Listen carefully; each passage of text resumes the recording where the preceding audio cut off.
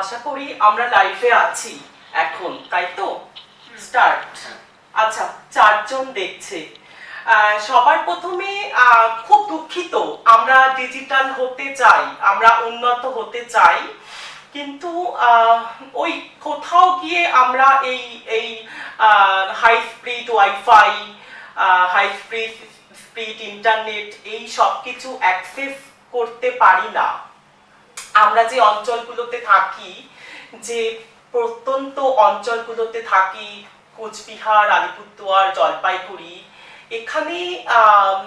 এখানে zoom meeting এবং এখন এই লকডাউনের ফলে যে সব কিছু হচ্ছে অনলাইন মিটিং, সেখানে অধিকাংশ আমরা অ্যাক্সেস করতে পারি না। সেটা ভীষণ দুঃখজনক আমাদের ক্ষেত্রে। আজকেও এইরকমই একটি সমস্যা হচ্ছিল আমাদের লাইফে আসতে, এবং সবার প্রথমে আমি সব বন্ধুদের কাছে ক্ষমা চেয়ে নিচ্ছি, আমাদের মৈত্রী সংযোগের পক্ষ থেকে, আমাদের সকল সংগঠনের সদস্যদের পক্ষ থেকে।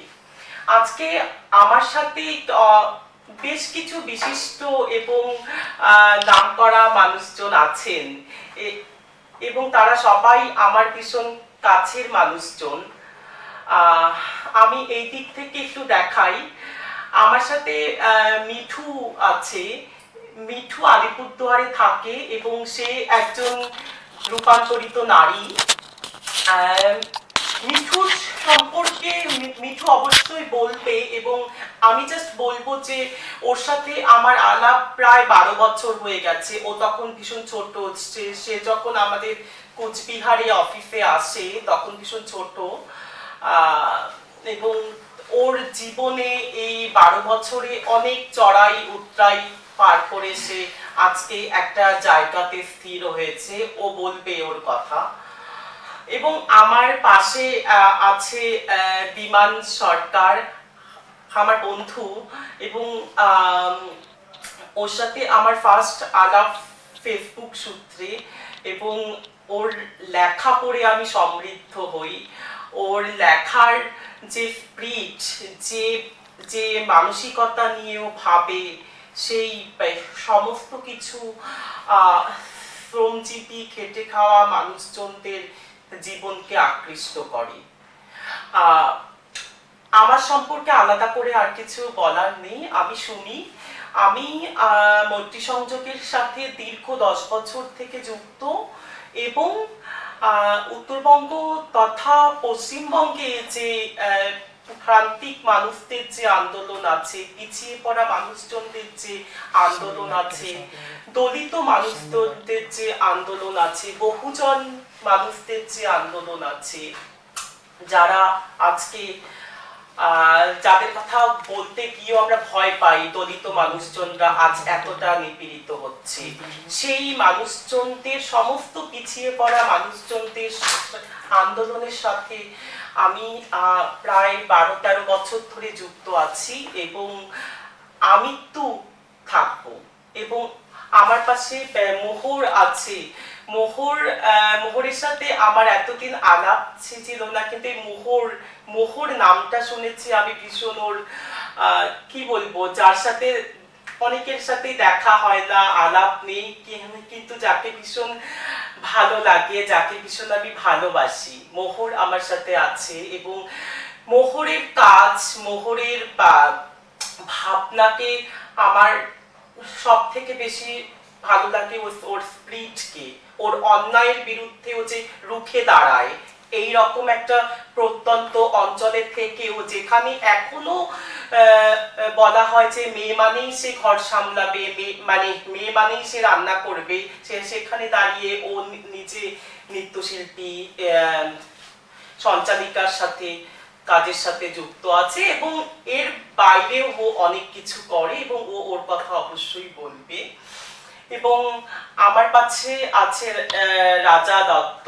রাজা খোলটা নামে একটি জায়গাতে থাকে আলিপুরদুয়ারে, যেটা কোচবিহার জেলাতে পড়ে। সেটা রাজা মৈত্রী সংযোগের সাথে যুক্ত হয় প্রায় 3-4 বছর হয়ে গেছে।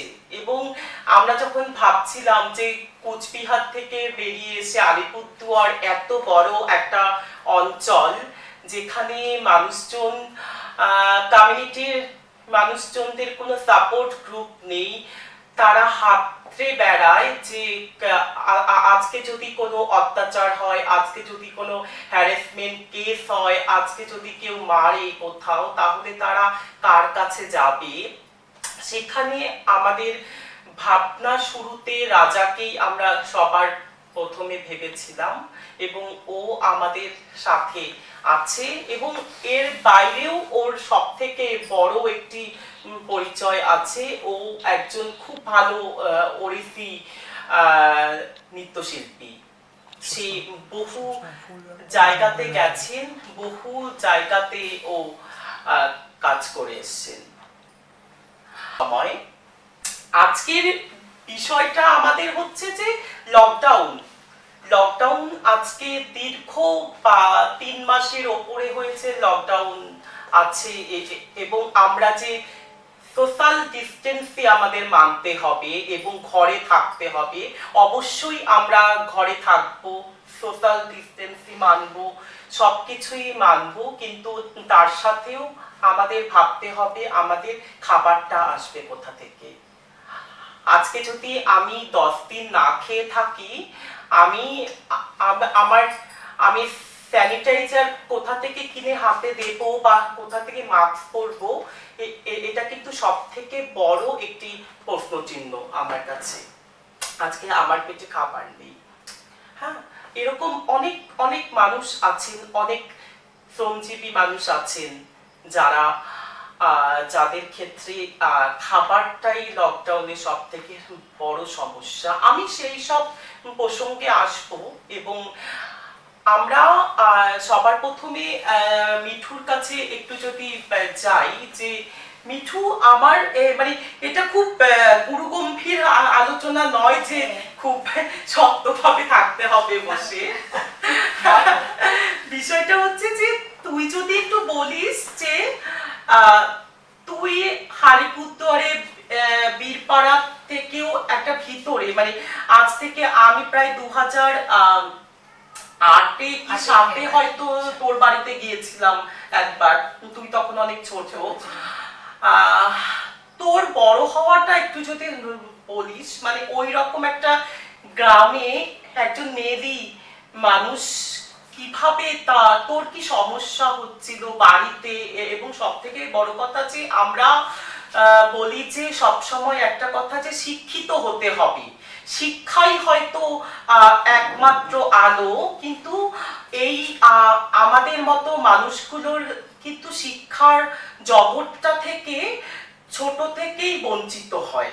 হ্যাঁ, ছিল বড় হচ্ছিস কিভাবে একটু যদি বলি। স্কুলে কি সমস্যা হয়েছিল একজন মেয়েলি মানুষ হয়ে, সে তুই তখন কাজল পড়তি আমাকে বললি, সেই সমস্যাগুলো একটু যদি বলিস জোরে। স্কুলে যাইতাম, লিপস্টিক লাগাইতাম, হালকা কাজল লাগাইতাম, তখন যাইতাম, বলি ছেলেগুলা বলে কি রে লিপস্টিক লাগাই ছেলে হয়ে কাজল লাগাইছিস, তখন আমার মনে মনে কষ্ট হইতো যে আমি কি কেন লাগাইছি। যদি একটু ছেলে হইতাম অবশ্যই লাগাইতাম না আমি, আর যদি মেয়ে হইতাম তাহলে আমার কাছে বলতো না।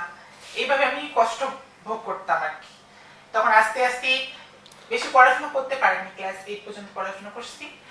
আর বাবা মা বলে একটু রাগারাগি হয়, আশেপাশের লোকজনও বলে যে না মেয়ে না ছেলে তুমি এরকম করে ঘুরে এসে অনেক কিছুই বলে। তখন নিজে নিজে ভাবলাম যে না যদি তো জিন্দগিতে চলবে না, আমার বাঁচতে হবে আমার নাকি। আর যখন বয়স আমার 12 বছর, তখন আমি বুঝতে পারলাম যে আমি কি, তখন বাড়ি থেকে আমি বার হয়ে আসলাম এই লাইনে আছে। এবং বন্ধুরা, আমার মনে হয় যে এই যে একটি শব্দ তুই মেয়ে না ছেলে, তার মানে তোর দু পায়ের ফাঁকে কি আছে সেটা দেখাতে হবে, মানে সেটার ওপর যে কৌতূহল, সেটা ও আজকে হয়তো বলছে 2005-এর কথা, আমি আজকে আমরা এখানে কথা বলছি 2020 সালে দাঁড়িয়ে। এখনো কিন্তু এই পুরো যে প্রক্রিয়াটা যে তুমি কি, তুমি মেয়ে না ছেলে, তার মানে তোমার বুকে কি আছে, তোমার নিচে কি আছে দেখাতে হবে, বলতে হবে, এটা কিন্তু পুরো যে আমাদের শিক্ষা ব্যবস্থাকে যে আমাদের ঢোকা সেখানে কিন্তু বাধা দিচ্ছে। আমার মিঠুর সাথে কথা বলতে বলতে আরেকটা কথা মাথায় এসে গেল। আমি যখন স্কুলে পড়তাম আমার গলার ভয়েসটা আরো চিকন ছিল এবং আমি অধিকাংশ দিন স্কুলে অনুপস্থিত থাকতাম। আমি ইয়েস ম্যাডাম, ইয়েস স্যার বলতাম না, কারণ আমি ইয়েস ম্যাডাম, ইয়েস স্যার বললে ক্লাস শুদ্ধ সবাই হেসে উঠতো।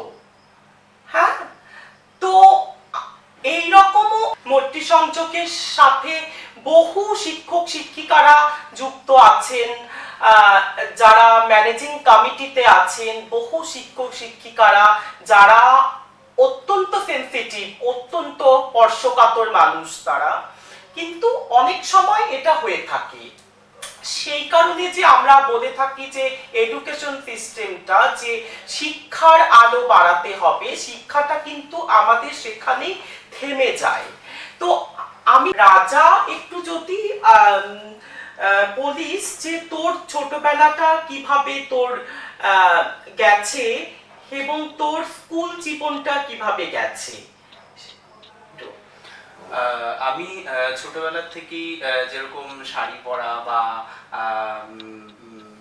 গামছা নিয়ে মাথায় চুল করে সেই ব্যাপারগুলো আমি করতাম। তো ছোটবেলায় সেই ব্যাপারটা অতটা করতো না। যেই আমি বড় হতে শুরু করলাম, স্কুল যাওয়া আরম্ভ করলাম, তখন থেকেই আমাদের যেরকম হয়তো জল ভরতে যাচ্ছি, সেখানে বলছে যে লেডিস বা বৌদি এরকম ধরনের টোন টিটকারি। এবং আমাদের রাস্তাঘাটে স্কুলের পর তারপর কলেজে, সেখানেও মানে সব সময় এই ধরনের টোন টিটকারি এবং রাস্তাঘাটে এটা এখনো শুনতে হয়। সব জায়গাতেই আমাদের মানে আমার এখনো শুনতে হয় এই ধরনের টোন টিটকারি, এই ধরনের সেগুলো যে তুমি কি ছেলে না মেয়ে, এটা। এবং মানুষের যে একটা আমাদের সম্পর্কে ভুল ধারণা বা কি বলবো, মানে সবসময় একটা কৌতূহল যে এই ছেলে না মেয়ে, এবং ডিরেক্টলি এসে জিজ্ঞাসা করে যে এই ব্যাপারগুলো ভীষণ বাজে লাগে। তো এটাই আমাদের সমাজের যে শিখিয়ে দেওয়া, বুঝিয়ে দেওয়া যে একটি ছক আছে, যেখানে তুমি যদি পুরুষ চিহ্ন নিয়ে জন্মাও তোমাকে পুরুষের মতোই আচরণ করতে হবে, তুমি যদি স্ত্রী চিহ্ন নিয়ে জন্মাও তোমাকে ওই রান্না করতে হবে, বাসন মাজতে হবে। তুমি যদি এর অন্যথা হও আমরা মানব না, আমরা তোমাদেরকে আমাদের দলে নেব না। এই প্রক্রিয়াটা বুঝি আমরা যতই আধুনিক হতে চাচ্ছি ততই হয়তো আরো ক্রমশ ভিড় করে আসছে। আমি যদি একটু বিমানের কাছে আসি, মানুষ বলতে মানুষই বুঝি। মানে ডিভিশনটা না আমার কাছে একটু, মানে সত্যি কথা বলতে জন্মগতভাবে আমি ডিভিশন বিষয়টাকে বিশ্বাসই করি না। মানে সেটা জাত ধর্মই হোক বা মানুষের মধ্যে স্বামী স্ত্রী বা নারী পুরুষ এইভাবে চিন্তা ভাবনা করো। আমি মানে একটা মানুষের একটা পরিচয় তো থাকবেই, সে হয় ফার্স্ট জেন্ডার, নন সেকেন্ড জেন্ডার, নন থার্ড জেন্ডার, এই তিনটা মধ্যে যে কোনো একটা থাকবে। কিন্তু সেটার মাধ্যমে তার কাজকে বিভাজন করা, সেই কাজটা করতে পারবে এবং সেই কাজটা করতে পারবে না, এবং সমাজের সেই মানুষগুলোর প্রতি সেটা চাপিয়ে দেওয়া, এই সম্পূর্ণ বিষয়টাই মানে আইনত দণ্ডনীয়। এবং আমাদের দেশের আইন এটা বলে যে একটা মানুষ সে যেভাবেই জন্ম নিক না কেন, তার যেটা পছন্দ সে সেই কাজটা করতে পারে। একদম ঠিক কথা। আমার মনে হয় যে আমি যদি অন্যের ক্ষতি না করে নিজে ভালো থাকতে চাই, এটা মনে হয় অন্যায় নয়। এটা মনে হয় অন্যায় নয়। আমি যদি আজকে কাউকে খুন না করে, কাউকে আঘাত না করে যদি নিজে সুখী থাকতে চাই, ভালো থাকতে চাই, এটা হয়তো আমাদের একজন মানুষ হিসেবে মানবাধিকারের ভেতর এটা পড়ে। তো আমরা তো বলি যে সবার সমান অধিকারের কথা, সমান অধিকার বুঝি এটাই বোঝায়। আমি মোহরের কাছে যদি একটু আসি, তুমি কিভাবে এই কমিউনিটির সাথে এতটা স্বচ্ছভাবে মিশছো, বা কতদিন থেকে আছো, বা যদি কোনো অভিজ্ঞতা তোমার থাকে এরকম একটু যদি বলো। অবশ্যই দিদি, প্রথম কথা হলো আমি এটাই কখনো ভাবিনি যে আমি আলাদা কমিউনিটি বিলং করি, ওরা আলাদা কমিউনিটিতে বিলং করে, যেটা একটু আগে বিমানটা বললো। যে আমার খুব মনে হয় তারা একদমই আমারই মতো, এবং আমার সাথে যখন প্রথম পরিচয় হয় এরকম অনেকেরই, অনেকদিন আগেও হয়েছিল সেটা পরিচয়, এবং পরিচয় হওয়ার পরে আমি প্রথমে বুঝতে পারতাম না যে তারা ডিফারেন্ট বা কিছু। আমি মেশার পরে বুঝেছি যে তারা ডিফারেন্ট, বা ছেলে হয়েও তাদের পুরুষের প্রতি আকর্ষণ রয়েছে, মেয়ে হয়েও তাদের মেয়ের প্রতি আকর্ষণ রয়েছে। তো এই ব্যাপারগুলো না মানে অ্যাকচুয়ালি হয় কি, ছোটবেলার থেকে যখন বিভিন্ন জায়গায় যেরকম কি ভেরি ফ্র্যাঙ্কলি আমি যদি বলি যে বিভিন্ন জায়গায় কোনো হিজড়েরা কারো বাড়িতে যাচ্ছে, তখন দরজাটা বন্ধ করে দেওয়া হয়, বাড়ির ছোট বাচ্চাদের তাদের কাছে যেতে দেওয়া হয় না। তো আমাদের ছোটবেলা থেকে যে আপব্রিঙ্গিংটা হয় সেটা ভীষণ ন্যারো মাইন্ডেড হয়ে যায়। তোমাকে শিখিয়ে দেওয়া হয় এ হিজড়ে, এ খারাপ, এ ট্রান্স, এ অমুক, তার কাছে তুমি যেও না।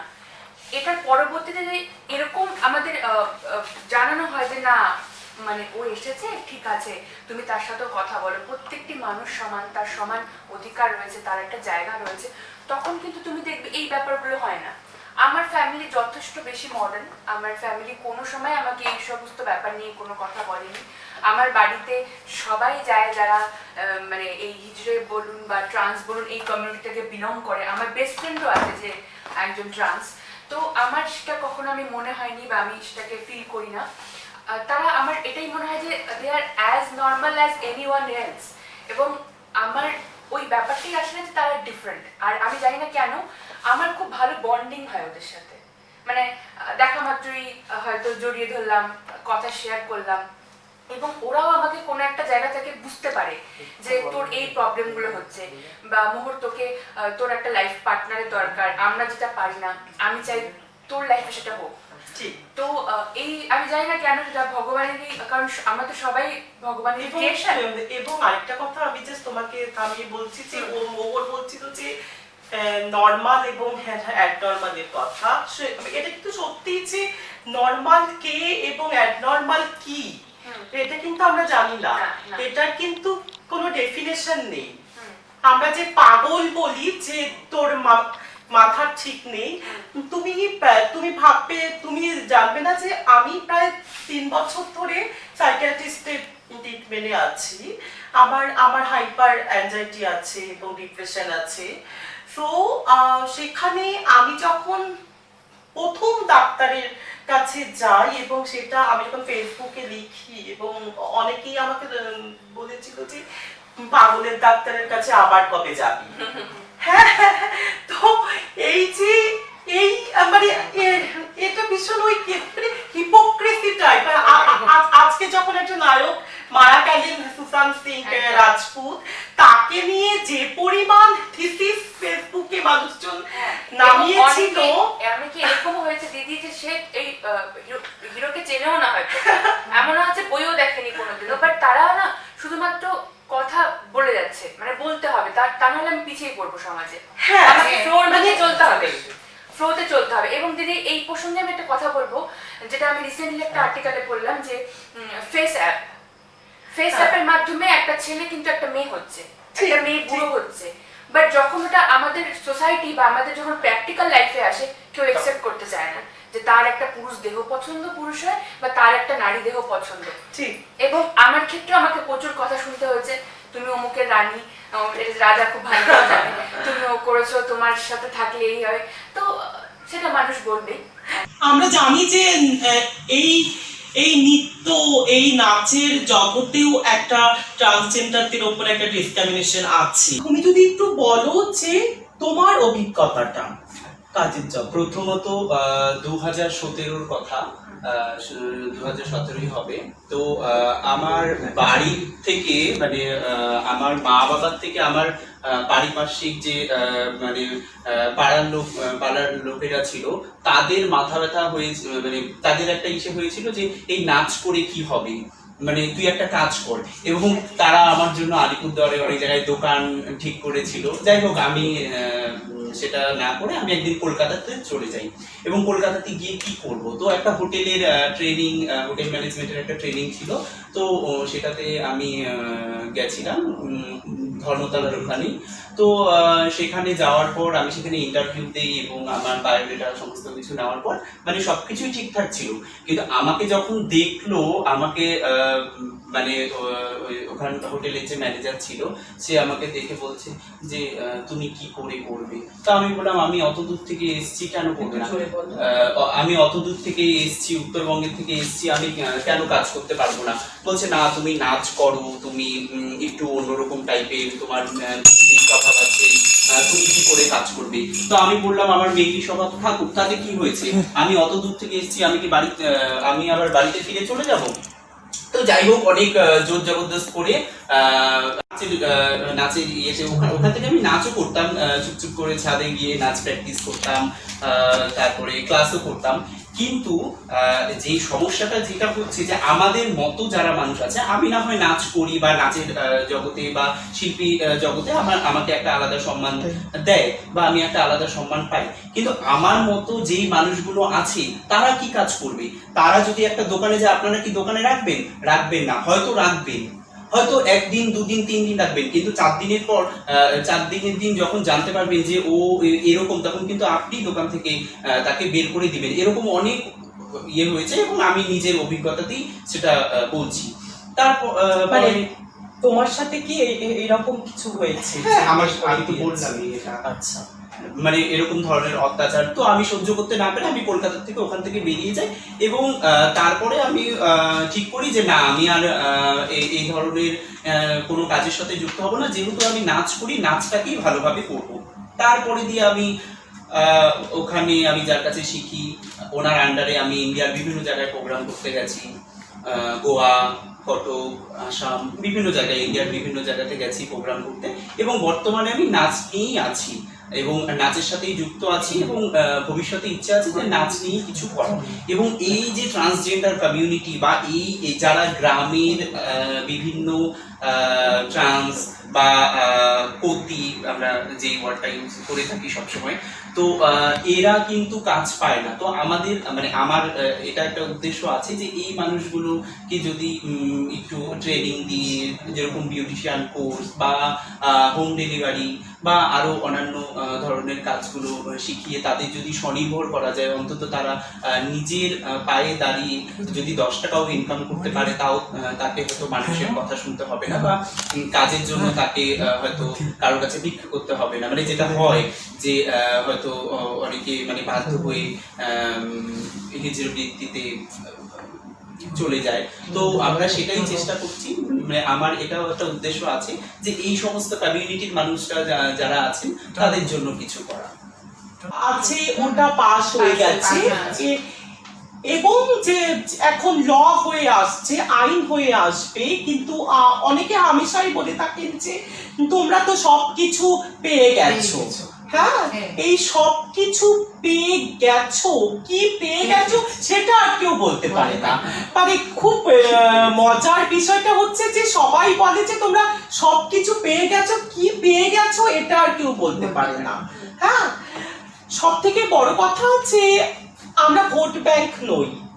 হ্যাঁ, যে আগের বছর বিধানসভা নির্বাচনে আনন্দবাজার পত্রিকা থেকে আমাকে জিজ্ঞেস করেছিল যে আপনাদের কুচবিহারে 10 জন কেন ভোটার, 10 জন কেন আদার্স ভোটার। তো আমি বলেছিলাম যে গ্রামে থেকে ভোট কেন্দ্র অবধি যাওয়া, এটা আপনাদের 10 জনকে 10,000 ধরতে হবে, কেননা কারোর বুকের পাটা দরকার হবে সে ভোট কেন্দ্র অবধি যাবে আদার্সে নাম ওঠাতে।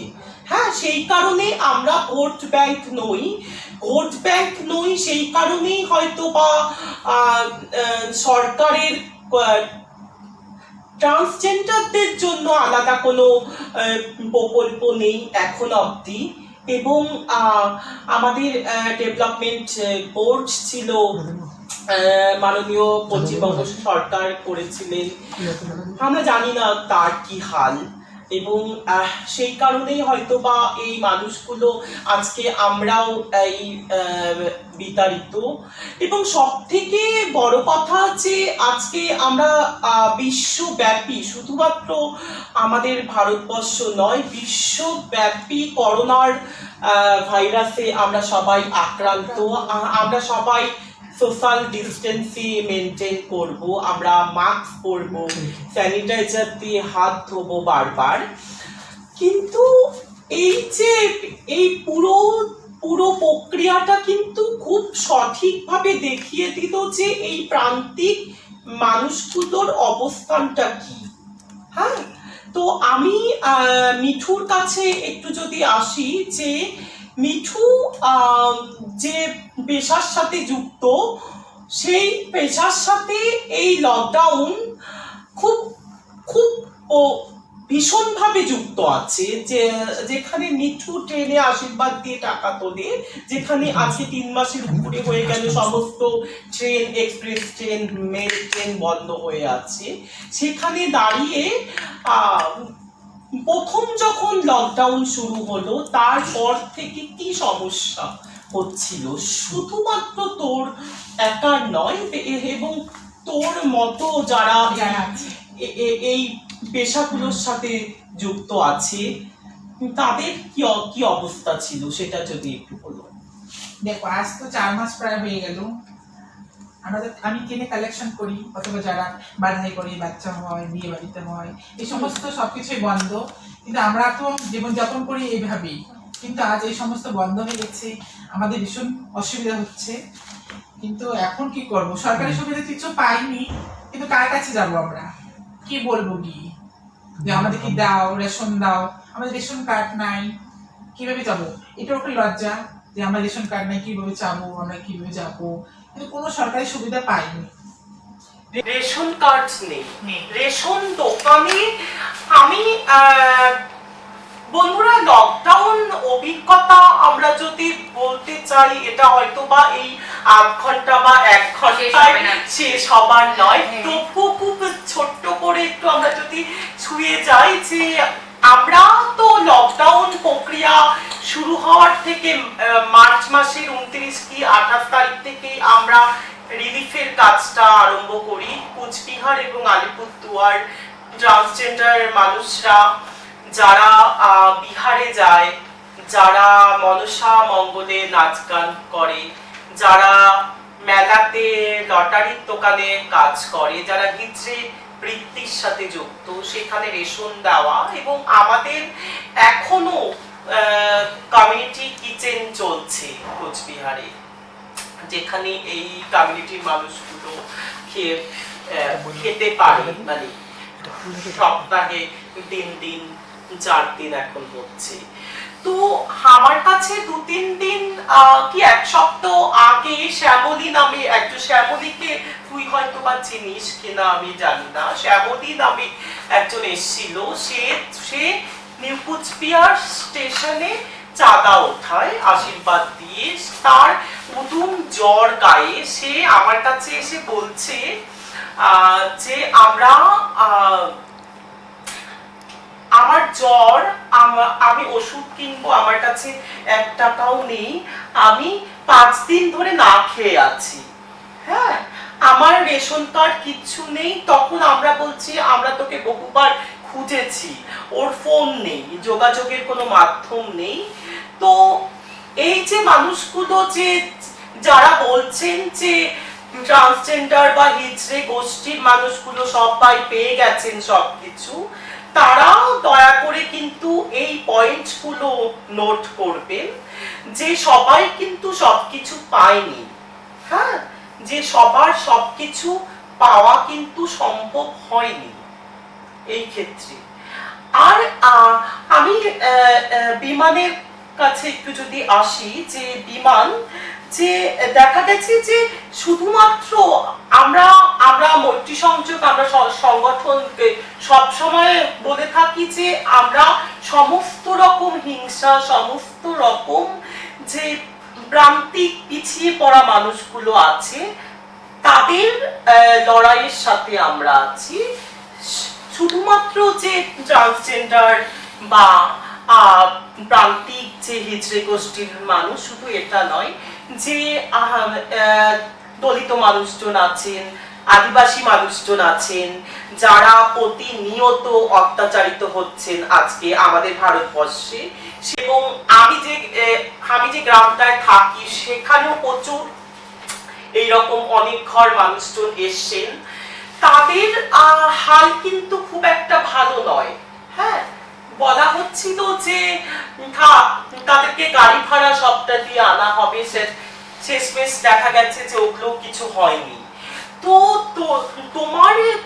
তুমি তো করোনাতে অনেকটা কাজ করেছো, বা কি তোমার অভিজ্ঞতা কিছু যদি বলো যে এই পুরো লকডাউন সিস্টেমটা নিয়ে, যে কিভাবে আবারও চোখে আঙ্গুল দিয়ে দেখিয়ে দিচ্ছে যে তুমি যদি গরিব হও, তোমার যদি আর্থিক সংহতি না থাকে, তোমার বাঁচার অধিকার নেই।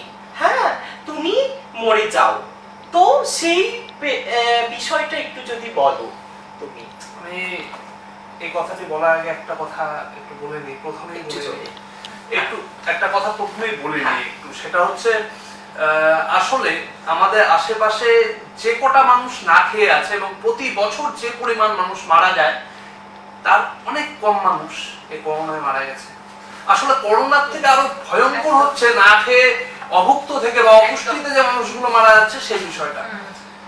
এই করোনা আসাতে অনেকে বিরক্ত হচ্ছে আমি জানি, কিন্তু আমি বিরক্ত হওয়ার পাশাপাশি আমি ধন্যবাদও জানাই, এই করোনাকে ধন্যবাদ জানাই এই কারণে, কেননা আমাদের দেশের মানুষ আসলে কজন মানুষ না খেয়ে আছে বা কজন মানুষের পরিস্থিতি আমাদের মানে খুব খারাপ, হ্যাঁ, সেই বিষয়গুলো না আমাদের মানুষের কাছে বা আমাদের দেশের সিস্টেমটা নিয়ে আমাদের দেশের মানুষ একদম স্পষ্ট ছিল আমার অভিজ্ঞতা। এই ঘটনা মানে করোনা আসার জন্য না এই বিষয়টা একদম পরিষ্কার হয়ে গেছে। মানে আসলে সিস্টেমটা মানে ভারতবর্ষের সিস্টেমটা 1947-এর পর থেকে আমি যদি চিন্তা করি, সেটা হচ্ছে উপরে শুটপুট, সেটা নিয়ে কোনো না নেই, কিন্তু এই করোনা আসাতে এই যে যখন শুটপুট গুলো খোলা শুরু হয়েছে না, টোটাল সিস্টেমটা একটা বড় কঙ্কাল একটা সিস্টেম বেরিয়ে এসেছে, এটাই সত্যি। এবং এই কারণে আমি করোনাকে দায়ী করি না, আসলে আমাদের সিস্টেমটাই ভুল, সেই কারণে আমাদের করোনাটা অনেক বড় করে মনে হচ্ছে। এর থেকে অনেক বেশি মানুষ কলেরায় মারা গেছিল, এর থেকে অনেক বেশি মানুষ পক্সে মারা গেছিল, ইভেন এখনো মারা যায়। এবং পক্স এবং পক্স হলে যেরকম মানুষ মানে সেই বাইরে থেকে নর্মালি কেউ সচরাচর বাইরে বেরোয় না এবং আমরাও তাদের বাড়িতে যাই না, সেই বিষয়টাও কিন্তু অনেকটা এরকম একটু যদি চিন্তা করা যায়। বাড়তি থেকে দেখো আমাদের মুখে মাস্ক, হাতে গ্লাভস, ডিস্টেন্স মেইনটেইন, এটা কিন্তু সত্যি কথা বলতে আমরা অসভ্য ছিলাম, আমরা সভ্য হয়েছি। আমরা লাস্ট মুহূর্তে যাবার আগে একটু কমেন্ট দেখে নেই।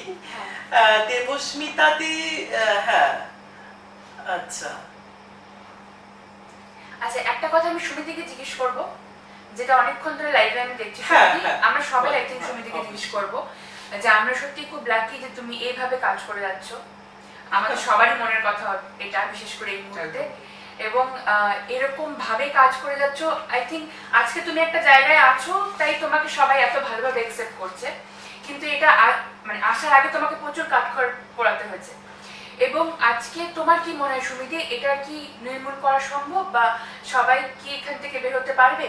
অনেকের কোয়েশ্চেনে রয়েছে, এটা আমি দেখলাম যে কিভাবে এর থেকে মুক্ত হওয়া সম্ভব। একদমই তাই। হ্যাঁ, দেবস্মিতা দি, তুমি অনেকগুলো কমেন্ট লিখেছো, আমি এই সূত্র ধরেই আসছি। সেটা হচ্ছে যে ট্রান্সজেন্ডার বিল, যেখানে আমরা মনে করি যে আমরা তো সবাই সবার অধিকার চাই, এবং আমি কি সেটা আমি ঠিক করব। আমার শরীরের কোন অংশটা রাখবো, কোন অংশটা বাদ দিয়ে দেবো, সেটা আমি ঠিক করব। কিন্তু এই খুব দুঃখজনকভাবে এই ট্রান্সজেন্ডার বিল কিন্তু সেই অধিকারটা আমাদেরকে দিচ্ছে না। যেখানে বলা হচ্ছে যে ডিস্ট্রিক্ট ম্যাজিস্ট্রেট, যে ডিএম ঠিক করবেন যে আজকে রাজা আজকে ট্রান্সজেন্ডার কিনা সেটা ঠিক করবেন ডিএম। হ্যাঁ, তো আমাদের সবার বক্তব্য যে একজন ছেলে কিনা এটা তো কেউ ঠিক করে না, একজন বায়োলজিক্যালি মেয়ে কিনা এটা কেউ ঠিক করে না। কিন্তু আমাদের ট্রান্সজেন্ডার বিল কিন্তু আমাদের সুস্থভাবে বাঁচার অধিকারটাই মানে কেড়ে নিচ্ছে একমাত্র। যে তার কারণ যে সবসময় বলে থাকি আমরা যে বিভিন্ন রকম রং থাকবে। হ্যাঁ, আমরা যে LGBTQ পুরো কমিউনিটিটা বলি যে সমস্ত ট্রান্সজেন্ডার যে আমার মতো হবে বা সমস্ত ট্রান্সজেন্ডার যে মিঠুর মতো হবে এটা নয়। হ্যাঁ, তো সে হয়তো বা মনে নিজেকে মেয়ে ভাবে, সে হয়তো ছোট শহর, ছোট গ্রাম, এই সব কিছুর জন্য সে হয়তো বেরিয়ে আসতে পারে না। তোমার কথা সূত্র ধরে আমি বলবো যে আমাদের এটাই প্রচেষ্টা যে তোমরা সবাই আছো, আমরা আরো ভালো কিভাবে সুস্থ সমাজকে ভাবতে পারি সেটা কিন্তু একজন ট্রান্সজেন্ডার হোক, সে নন বাইনারি হোক, সে পতি হোক, সে গে হোক, সে সবার জন্য কিন্তু সমানভাবে দরকার।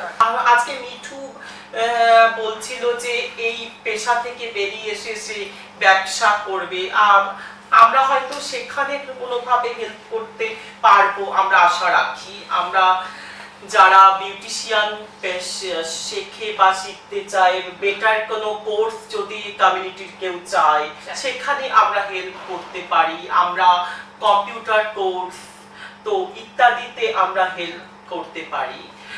মানুষজন যদি আমার মনে হয় যে এটা আমি নিজের অভিজ্ঞতা থেকে মনে করি যে আমি তো একটা সময় রাস্তায় থেকে উঠে এসেছি। আমি স্টেশনে ঘুমিয়েছি বহু রাত, আমার থাকার কোনো জায়গা ছিল না। হ্যাঁ, তো সেই জায়গা থেকে জীবনে যদি কেউ প্রতিষ্ঠিত হতে পারে তাহলে কিন্তু তুমি কি, তোমার জেন্ডার আইডেন্টিটি কি সেটা হয়তো বা বাধা সেই অর্থে খুব একটা হয় না। তো আমরা একদম অনেকটা সময় হয়ে গেছে, আমরা শেষের দিকে এসছি। তো আমরা জাস্ট একবার করে যে মানে ঘুরিয়ে নেই, যদি কেউ কোনো কমেন্ট, কারোর কোনো কিছু বলার থাকে সবার উদ্দেশ্যে, দর্শকদের উদ্দেশ্যে, বন্ধুদের উদ্দেশ্যে কেউ বলো। আমি যেটা বলবো সবাইকে যে আমাদের মতো যারা আছে তারা যদি আপনাদের কাছে কোথাও কাজ চায়, একটু এই ব্যাপারটা দেখবেন যে তাদের যেন কাজের সুযোগ করে দেওয়া হয়। কারণ আপনারাই পারেন আমাদেরকে মানে সমাজে কি বলবো, আমরা যেভাবে বাঁচতে চাচ্ছি বা আমরা যেভাবে থাকতে চাই, আপনারা যদি চান, আপনারা যদি এগিয়ে আসেন তাহলেই সেটা সম্ভব। আপনারা যদি সহযোগিতার হাত বাড়ান তাহলেই সেটা সম্ভব। আমি এটাই বলবো। মোহর কিছু যদি বলো যে যেটা তোমার মনে হয়। এটাই বললাম, যেটা প্রত্যেকটি মানুষ ইম্পর্টেন্ট, এভরি লাইফ ম্যাটার্স। সেখানে কোনো কাস্ট থাকবে না, রিজার্ভেশন না, কালার না, মেল নয়, ফিমেল নয়, ট্রান্স নয়। প্রত্যেকটি সমাজের সর্বস্তরের মানুষকে সমানভাবে গ্রহণ করা হয়, এটাই বলবো। আর আমি মানে সব সময় আমার যতটুকু সাধ্য রয়েছে আমি সব সময় সব রকমভাবে তোমাদের সবার সাথেই রয়েছি যতটুকু আমি পারবো। আর ফাইনালি সবাই ভালো থাকুক, কারণ এখন এই কঠিনতম পরিস্থিতিতে আমার মনে হয় ভালো থাকাটাই সব থেকে বড় ব্যাপার। কারণ আমরা যদি ভালো থাকি তবেই আমরা অপরকে ভালো রাখতে পারবো। একটু বিমানদা কিছু যদি বলো। আমি রাজার কথার সূত্র ধরেই বলছি। যে কাজ দেওয়া, অর্থাৎ বেকারত্ব থেকেই তো কথাটা আসে, এবং বেকারত্ব শুধুমাত্র কোনো একটা নির্দিষ্ট কমিউনিটির হয় না, বেকারত্বটা সমস্ত যুব সমাজ ধরে হয়। এবং এই বেকারত্বের সংখ্যা যখন বাড়বে তখন কিন্তু অটোমেটিক্যালি মৃত্যুর হার বাড়বে, পাশাপাশি অপরাধের হারও বাড়বে বাঁচার তাগিদে। এবং সেই জায়গাটার উপর দাঁড়িয়ে আমি একটাই অনুরোধ করব যে রাষ্ট্র বর্তমান না, মানে যে সিস্টেমটা আমাদের হয়ে আসছে, রাষ্ট্র যে সিস্টেমটা আমাদের উপর চাপিয়ে দিয়েছে এবং বারবার আমাদের মনটাকে ডাইভার্ট করে বিভিন্ন দিকে নিয়ে যাওয়া, মানে আমাদের নির্দিষ্ট পয়েন্ট অফ ভিউটা শোনানোর জন্য, সেই বিষয়টার প্রতি যেন আমাদের উদ্দেশ্যটা যেন সঠিক থাকে এবং সেই লড়াইটা যেন আমরা সবাই একসাথে করি। এবং পাশাপাশি আরেকটা বিষয়, আমি ছোট্ট একটা বিষয় বলবো, যে আমার বাড়ির পাশে যে কোনো কমিউনিটি, ইভেন একটা পাগল যদি সে না খেয়ে থাকে, একটা গরিব লোক যদি না খেয়ে থাকে, এবং আমি যদি 3 বেলা ঠিকঠাক পেট পুড়ে খাই, আসলে আমি সেই মানুষটারই ভাগের খাবারটা খাই, আমি তার খাবারটা কেড়ে নিয়ে খাই। প্রত্যেকভাবে ধন্যবাদ। একদম তাই। মিঠু কিছু যদি বলি, আমি কিছু বলবো। আমি চাই আপনারা আমাদের সাথে থাকেন, তাহলে আমার সুবিধা হবে চলার ফেরার জন্য, সবকিছু সুবিধা হবে আর কি, আপনারা যদি আমার সাথে থাকেন। আর কি বলবো, নতুন করে আর কিছু বলার নেই হয়তো। আমরা অনেকদিন ধরেই ভাবছিলাম যে এই রকম একটা আলোচনা করব, যেখানে আমরা লকডাউনের ফলে এবং কমিউনিটি তো আছেই, আমাদের কমিউনিটি আছেই, এবং এর বাদ দিয়ে সমস্ত বঞ্চিত নিপীড়িত মানুষজনরা লকডাউনের ফলে কিরকম আছে সেই বিষয়ে আলোচনা করব, এবং আমাদের কাজটাকে আরো জোরদার করতে হবে। এই পুরো সেটআপটা অ্যারেঞ্জের জন্য AID এইড ইন্ডিয়াকে অনেক ধন্যবাদ, আমাদেরকে আর্থিক হেল্প করার জন্য। সকলে ভালো থাকবেন, শুভরাত্রি।